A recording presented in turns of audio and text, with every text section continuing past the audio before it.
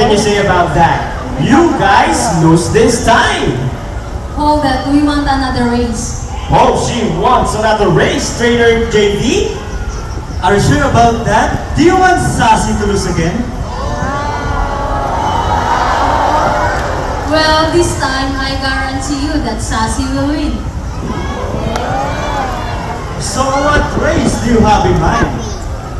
I'm thinking about the rewards. And what is a ring race? The first bird who can drop 3 rings into the bowl, the fastest is the winner, and that is a ring race. So, a ring race it shall be. Remember guys, that boys already have 1 point. So girls, let's cheer louder for Sassy to win this time. We'll be doing this again, and this time a ring race. Ready, set, go! Here comes Rocky on his first ring. First ball for Rocky. Second ring, Sassy!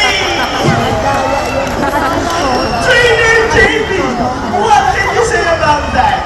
3 rings at the same time. Hey, you guys cheated! Oh, he thinks you cheated. No, we didn't cheat. Sassy used her brain.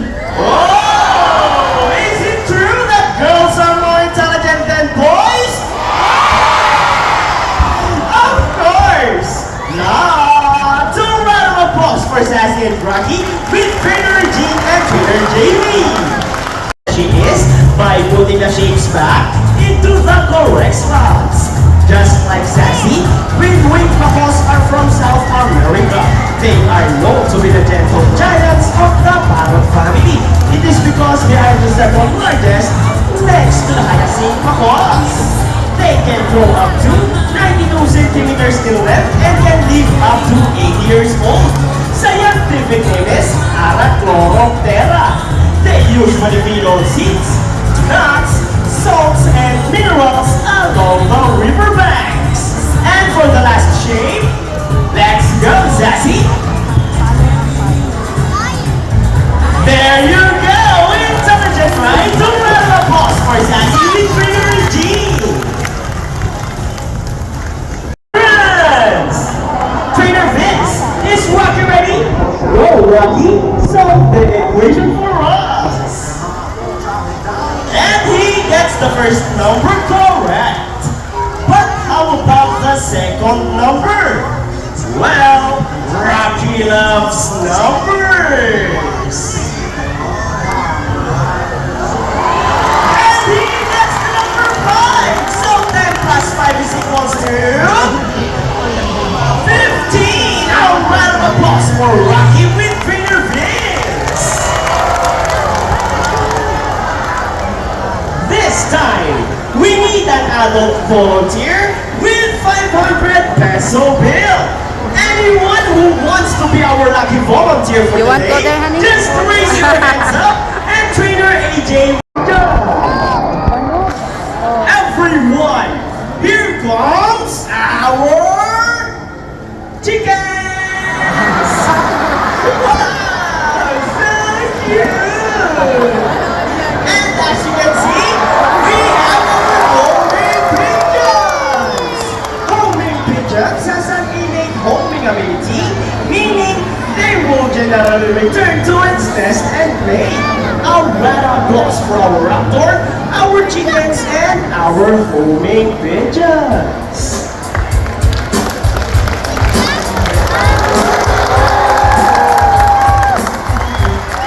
Here in Manila Ocean Park, we believe that there is more.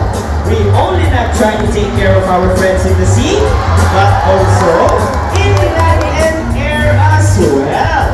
Now guys, who knows the 3 R's? It's reduce, reuse, and recycle. Very good. So here comes our lovely birds once again, and they will show us the proper waste disposal. Let's go, buddies.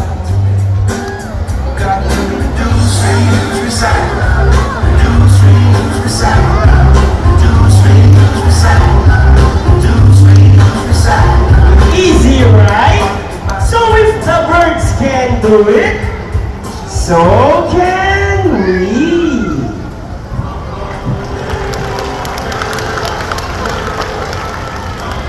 Ladies and gentlemen, we hope you all enjoyed our show.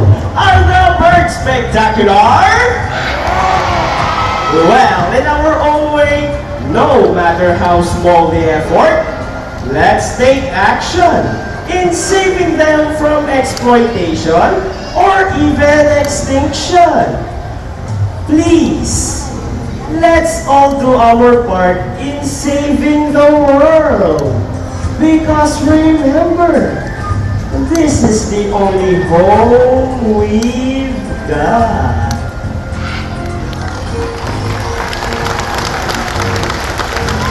Now, let me present to you the birds and the trainers who made this show possible. Trainer Ferdy with Buddy. Trainer Regine with Rocky. Trainer Mikey with Shadow. Trainer AJ with Sassy. Trainer Vince with the J-Dance. Trainer JB and Trainer Sean with the homing pigeons. And once again, I am Trainer Francis. Thank you and goodbye. By the way, guys, please remain on your seat because we still have our Sea Lion show. And please do not cross the yellow line. Once again, please do not cross the yellow line. Thank you.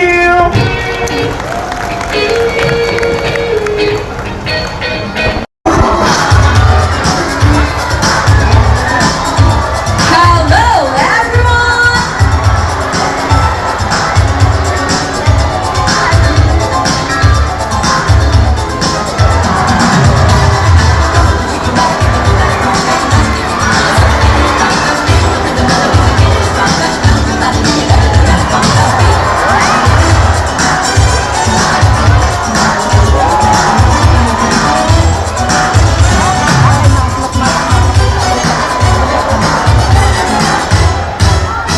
Everyone and welcome to Aquatica. By the way, I'm Trainer April and I'd like you to meet my friends together with the trainers one at a time. On your left side is the eldest female South American sea lion that we have, and she is the prettiest. Wow! Her name is Isis, together with Trainer JB saying hi! While on the other side is the youngest female South American sea lion that we have here. And according to her trainer, she is the cutest. Oh, don't be shy, girl. Her name is Ira, together with trainer Kurt. Say hello. Now let's continue. So guys, do you have an idea why they're called or feather-footed marine mammals? An idea? Do they have feathers? Well, let's ask them. Hey guys, do you have feathers? The answer is no. It's actually because of their front papers, which are shaped like a bird's wing. See those? That term Philippines may also be translated as wing-footed, since their papers do look somewhat like wings. In fact, they appear to be flying underwater as they swing from place to place. Right, Sea Lion friends? And you know, they are often mistaken as seals because they look very much alike. But some differences between a seal and a sea lion is the fact that they have bigger front flippers. And they can also turn their back flippers, something seals cannot do. As a result, they can walk upright while on land. And that's a fine demonstration. How about us for sea lion friends? And you know what, guys? They have this long and flexible neck. How flexible? We'll check this out. So flexible, right? Another round of applause for sea lion friends.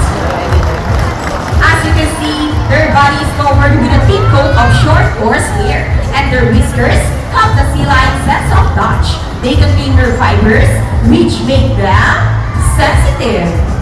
Nice smile. Okay. They also use their whiskers to aid in navigation or to detect vibration from rain in the water. And their small external ears give them a good sense of hearing, both above and below the water surface. Sea lions like any marine mammals can see well both above and underwater. They have keen eyesight but no color vision. In the wild, they have Water is close to shores, but traffic lives with tide pools, and have a preference for rocky beaches. They have excellent climbing abilities which can easily scale rocky cliffs that you have. Surely strong front flippers. Now let's talk about their swimming abilities, and let's start with Ira, the cutest. Sea lions can generally cruise around 11 miles per hour using the rowing movements of their front flippers, while their back flippers are stretched out behind their bodies, functioning as rudders for steering. And that is their normal speed. Nice and easy. Thank you so much, Ira and Trainer Kurtz. But when chasing their prey or escaping from predators, they can achieve a burst speed up to, ready ICs, 25 miles per hour. Wow, look at that. That is so fast. How about applause for ICs? The prettiest. Great job, girl. Wow, nice line. And another one. She says it correct. Now, here's an interesting story about a sea lion. Did you know that the US Navy has trained a few of them to take part of their special operation? Yup, that's right. They able to hold their breath for up to 20 minutes, and they can dive hundreds of feet. Abilities that even the best Navy diver would be envious of. And since they cannot be detected by radar underwater, they are taught to recognize and avoid underwater mines. Sea lion friends, trainers, are you ready? Well then, salute! Now let's march. Ready guys? Hop, 2, 3, 4, hop, 2, salute! This time, could you please join our sea lion mini salute in a count of 3? Everybody please salute and let's make this one loud. People of the crowd, are you ready? Hey guys, where's the energy? Are you ready? Now let's count. 1, 2, 3. Salute, everybody. Thank you so much. Well, sea lions are also used to search and recover equipment from the water, H2O. Okay, so trainers, what's first? The rings. Go ahead and get the rings, sea lion friends. And they got it. From us for Axis and Ida. Wow, great job, ladies. And another one. They're asking for it. Okay, so trainers, what's next? The balls? How do you think they get the ball? It's a ball pass. Careful, ladies. Almost there. Careful. Steady and fantastic. Round of applause for Isis and Ira. Great job, ladies. Now, guys, this time, would you love to see the dance number from our sea lion friends? Hey guys, I can hear you. Would you love to see them dance? Well, music, maestro.